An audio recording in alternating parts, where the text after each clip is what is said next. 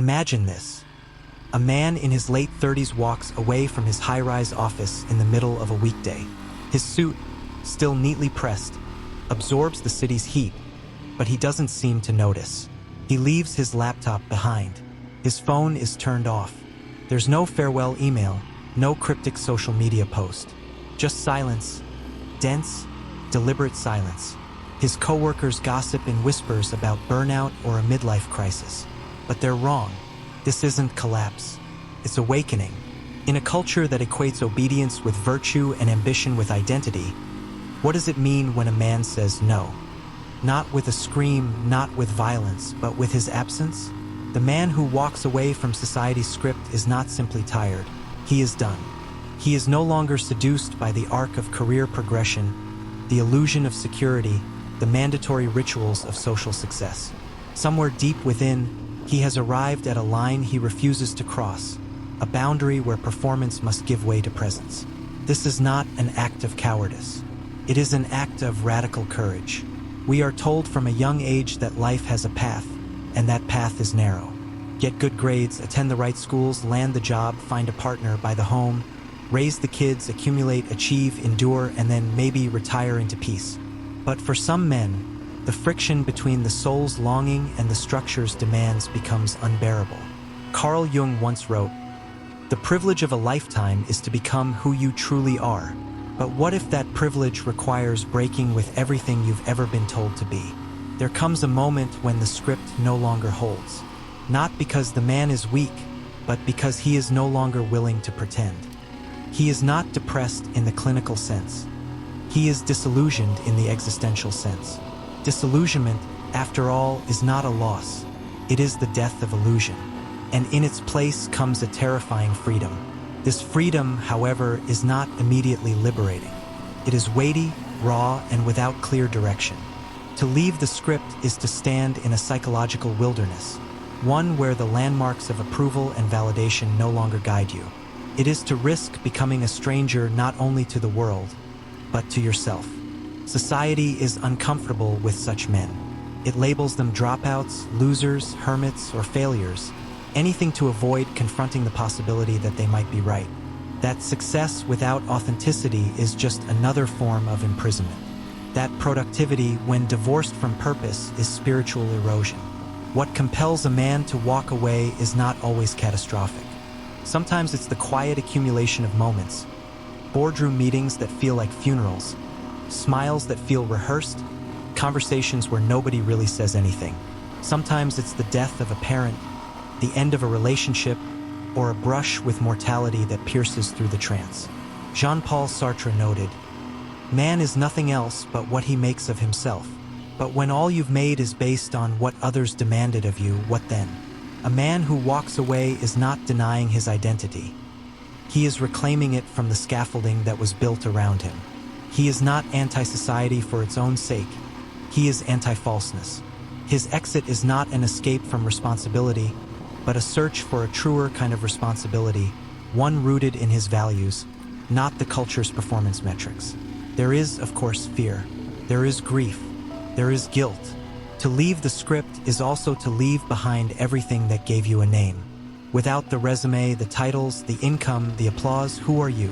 This question haunts the first stage of walking away. It destabilizes the ego, punctures the mythology of success, and invites a more ancient voice to speak, a voice long buried under obligations and expectations, the voice of the inner man. Arthur Schopenhauer observed, "A man can be himself only so long as he is alone." This isn't a call to isolation, it's a call to reconnection. But that reconnection begins in solitude. Not the empty solitude of loneliness, but the rich, often painful solitude of reflection, of not knowing, of waiting for something real to emerge. The man who walks away is not always angry. He may even smile quietly as he closes the door behind him. Not because he has figured it out, but because at last he's no longer lying. And so the first step is taken, not toward a destination, but away from a deception. There is a silence that follows after a man walks away. Not the peaceful, meditative kind, but the disorienting silence that comes when familiar sounds, the clatter of schedules, the buzz of urgency, the constant background noise of performance, vanish all at once. It is in this silence that the real confrontation begins. To walk away from society's script is not merely to change one's outer world. It is to invite a storm inward. The man who once found meaning in metrics, roles, and deadlines now finds himself in a void. The ground beneath him, social affirmation, career identity, familial expectations, has disappeared. And yet, this emptiness is not failure. It is the prerequisite for transformation. Friedrich Nietzsche captured this descent in stark clarity. One must still have chaos in oneself to be able to give birth to a dancing star. This chaos is not optional. It is a rite of passage, and it is merciless.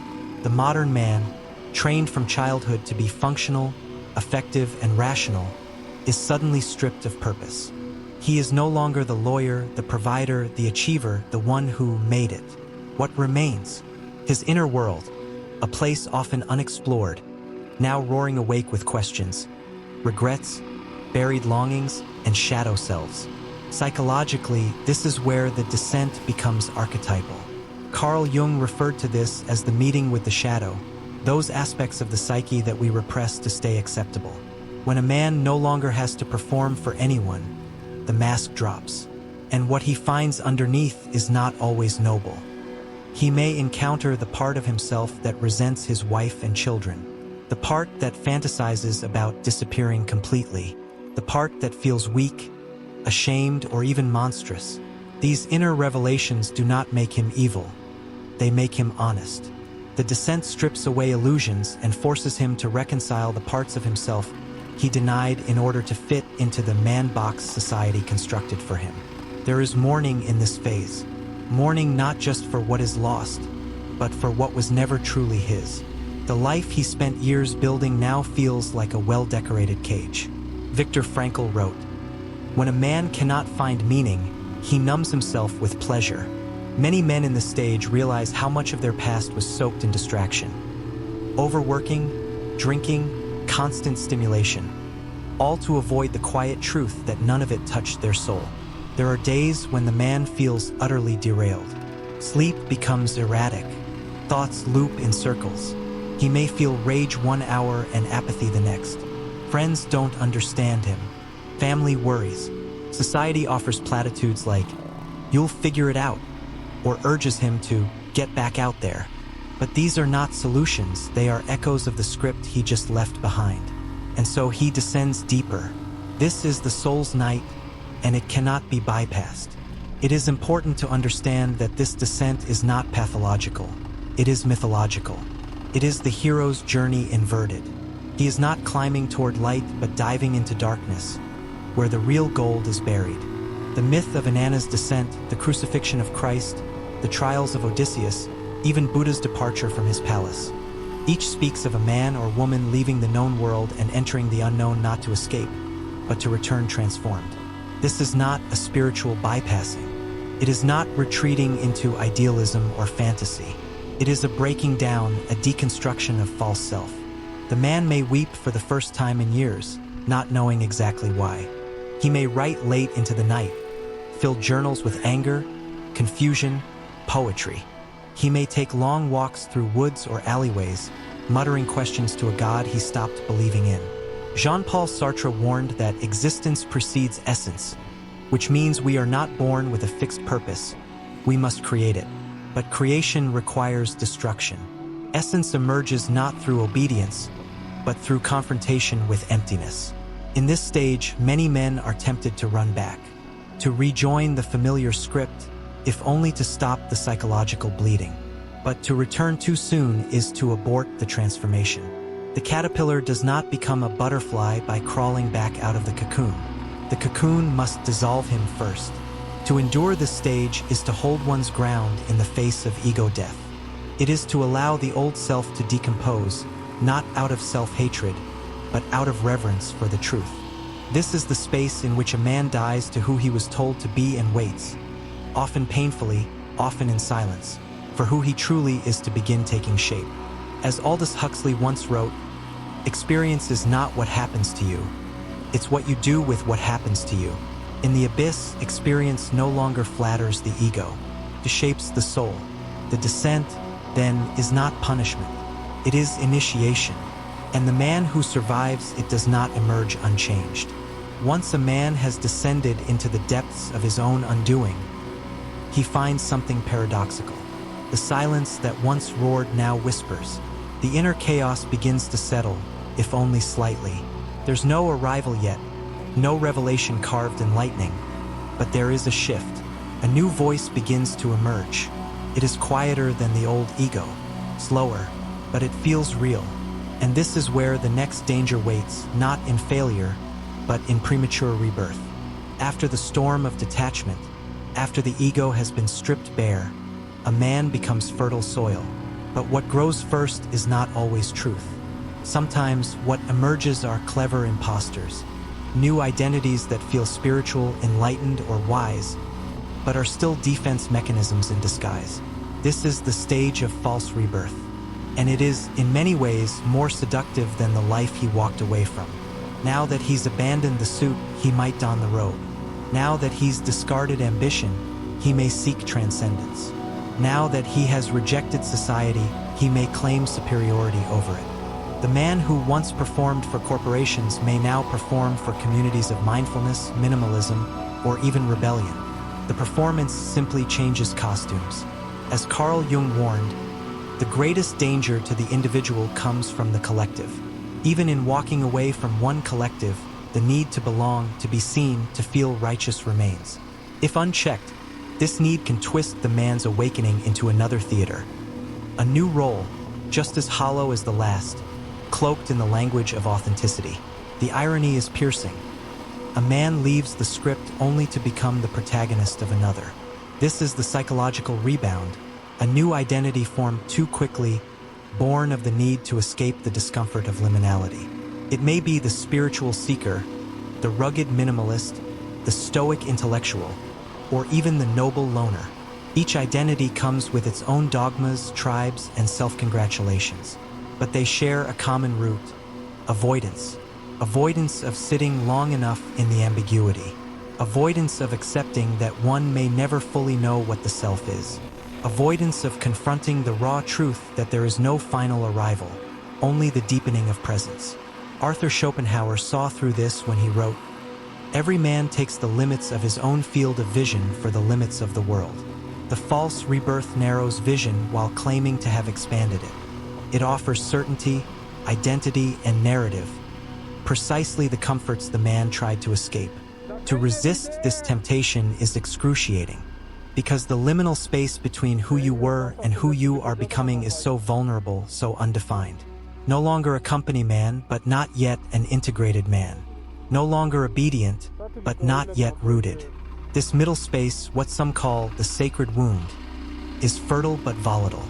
It's here that the man must practice what philosopher Simone Weil called attention, a patient, disciplined waiting without demanding meaning to arrive on command.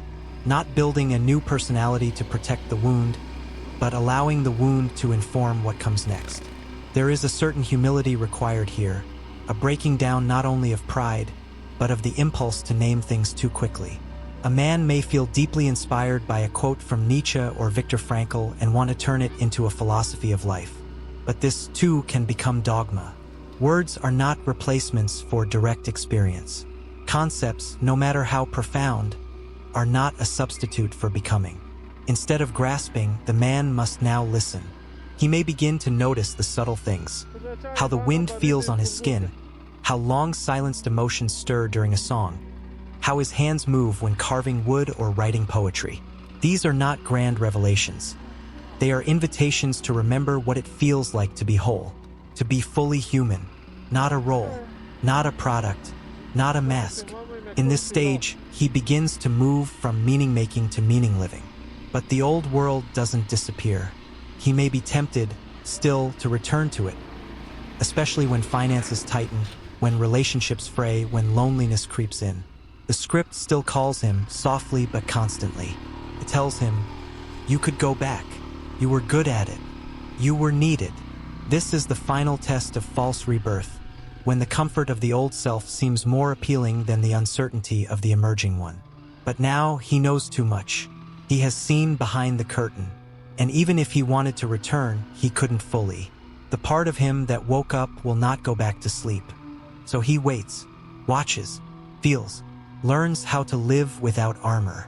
And slowly, the space he cleared by walking away begins to offer its first true gift. Not an identity, but a direction. A compass built not from social programming, but from soul. The man who walks away from society's script does not only abandon a system, he unsettles every relationship forged within it. His departure is not neutral. It ripples. Partners feel betrayed. Parents worry. Friends, once aligned in shared ambitions and rituals, grow distant. Love becomes complicated. Companionship, once stable, begins to fracture beneath the weight of a man trying to become something or someone he can't yet define. The tragedy is often quiet. Not explosive fights or dramatic goodbyes, but fading calls, dinners filled with silence, moments of unspoken grief. Because what happens when you no longer recognize the man across from you? Or worse, when he no longer recognizes himself? Love does not always survive awakening. Sometimes it was held together only by the mutual play-acting of the old script. A man becomes a provider, a protector, a performer, and in doing so forgets to be himself. Once he sheds those roles, what's left may no longer fit the person he promised those roles to. It is not cruelty. It is divergence. Jean-Paul Sartre once said, "If you're lonely when you're alone, you're in bad company." But the deeper truth is that most men have never truly been alone, not in the sense of being with themselves without distraction. They have been surrounded, partnered, connected, yet unknown, even to their own hearts. Now, as solitude takes root, loneliness sharpens its teeth. He misses touch, conversation, the shared small rituals of the day, coffee made for two, the unspoken language of long-term companionship. These absences ache. They scream. They test the man's resolve. Was the price of walking away too high? But here's the cruel paradox. He may never have fully been in those relationships. Not authentically. He was enacting a version of himself, reliable, successful, goal-oriented. He loved, yes, but perhaps through a mask. Now that the mask has fallen, he longs for connection again.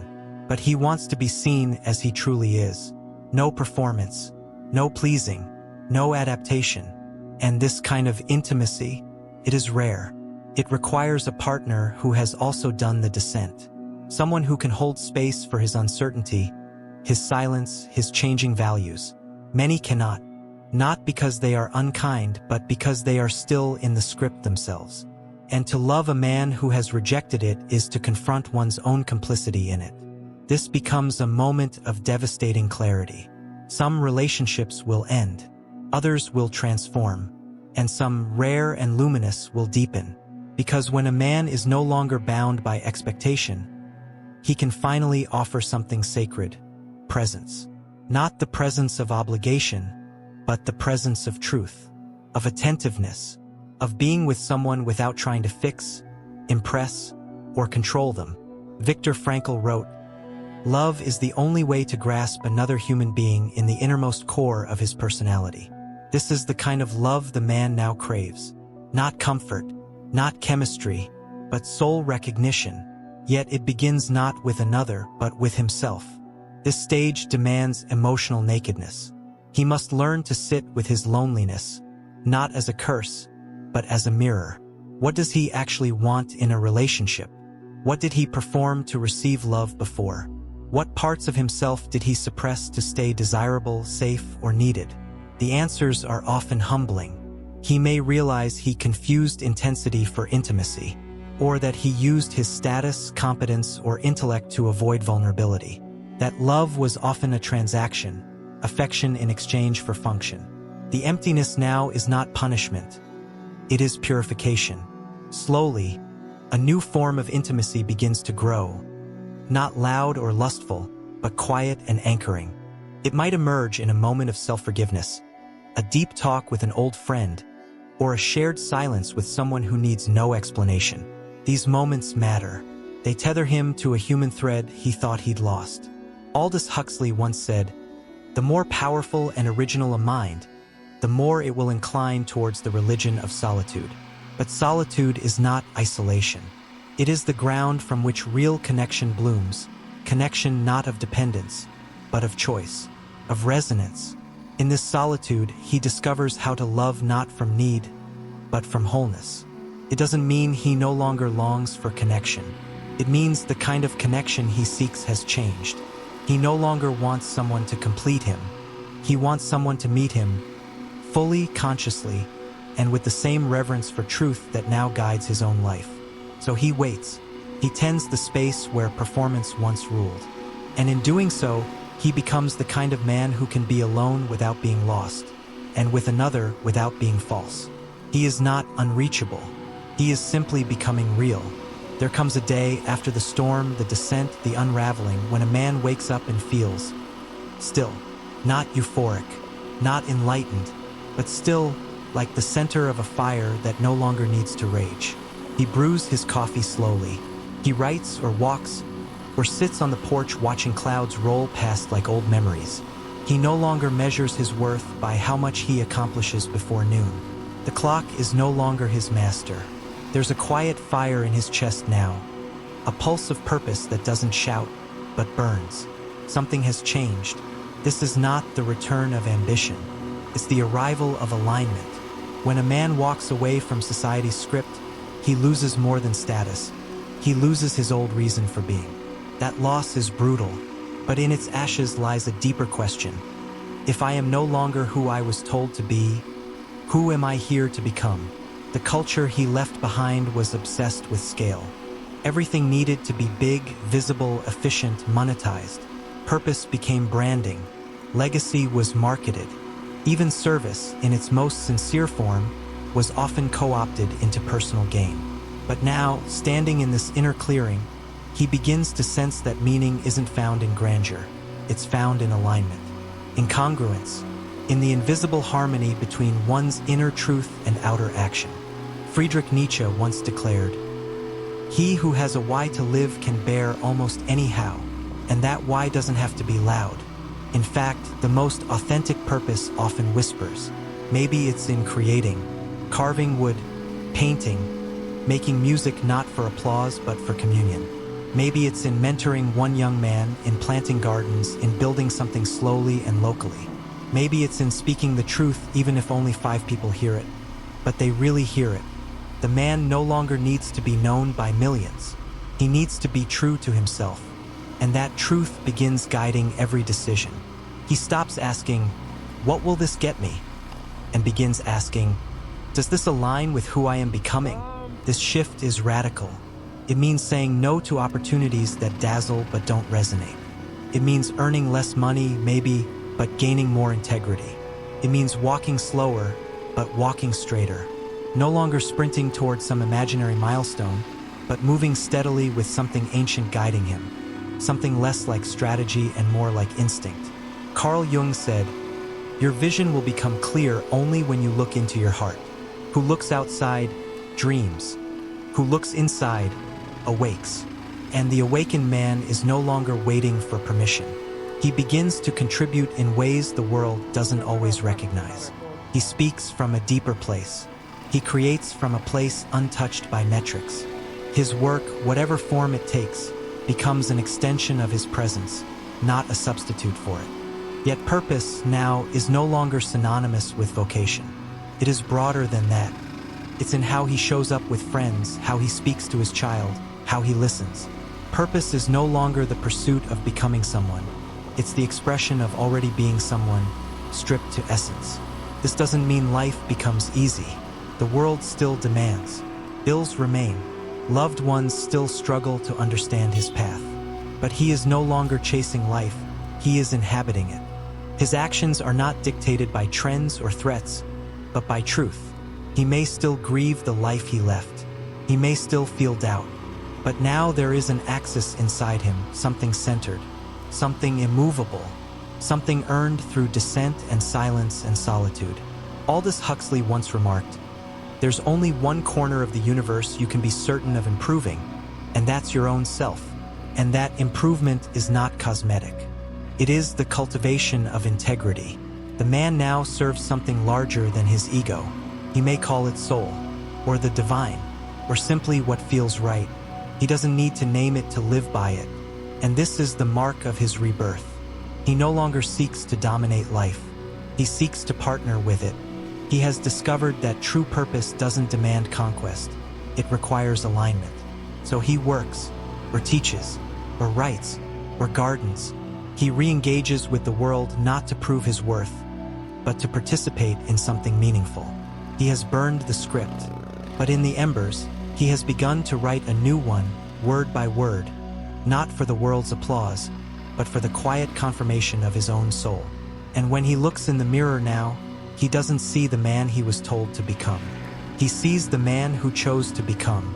He stands now at the edge of the forest, figuratively and perhaps literally. Behind him lies the wilderness, the descent, the unraveling, the silence that taught him how to listen. Ahead is the world he once abandoned. Busy, loud, performance-driven, hungry for masks. But something is different now. The man is no longer running from it, nor is he rushing back to it. He is choosing to re-enter not as a participant in the script, but as a witness to it, as a soul who has found his center and is no longer willing to lose it. This is the return. But unlike the prodigal son, he is not returning to be embraced by old systems. He is not seeking forgiveness for his absence.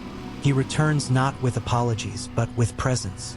A quieter, deeper participation in life, grounded not in proving himself, but in honoring himself.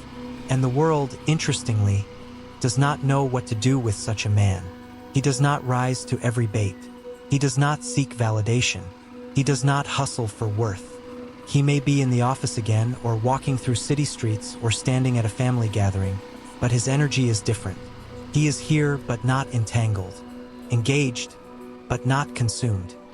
He has become what the mystics and philosophers have long described as the awake man, not because he has answers, but because he has faced the questions without flinching. Arthur Schopenhauer observed, "Compassion is the basis of morality."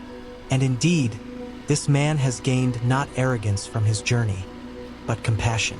He sees through the games people play, the chasing, the pretending, the endless distraction, but he does not judge it. He remembers being there. He remembers how seductive it is to believe that the next promotion, next partner, next achievement will finally make it all make sense. But he also remembers the emptiness that followed. And so he walks gently now. He speaks more slowly, listens more deeply. His presence unsettles some, because he is no longer operating within the same emotional economy. He does not trade performance for approval. He does not offer parts of himself to be consumed. He has boundaries now, not as walls, but as sacred lines of self-respect. He has become sovereign. Jean-Paul Sartre once wrote, "Freedom is what you do with what's been done to you." And this man, having been shaped and scarred by the script, has now turned those scars into symbols of freedom. Not escape, but integration. He does not live on the margins to reject life. He lives there to see it clearly. What's extraordinary is what begins to unfold. Without trying to inspire, he becomes inspiration. Without trying to lead, he becomes a guide. Without trying to love, he becomes deeply lovable, because his love is no longer tainted by need. He becomes the man others go to, not for advice, but for space, for the rare experience of not being judged, fixed, or managed, simply seen. This return, however, is not a single moment. It is ongoing. Each day offers temptations. The pull of the old world, the pressure to conform again, the longing for ease over integrity. But now he has a compass. Now he knows how to recognize the quiet voice of his soul beneath the static of the world. And he also knows this truth. It never ends. The path is not linear. Some days he will forget. Some days he will ache. He will lose his center and find it again. But the difference is he no longer fears the fall, because he has fallen before, and it led him here. To walk away from the script was never about exile. It was about returning differently, wiser, deeper, freer. Now, his purpose is not to escape the world, nor to fix it. It is to be whole within it, to live with eyes open, heart intact, and spirit engaged. Not because it is easy, but because it is real. Aldous Huxley once said, "The real hopeless victims of mental illness are to be found among those who appear to be most normal." And perhaps that's the greatest insight of all. That normality itself is often the disease. That conformity can be a slow soul death. That to awaken is to suffer first and then to live.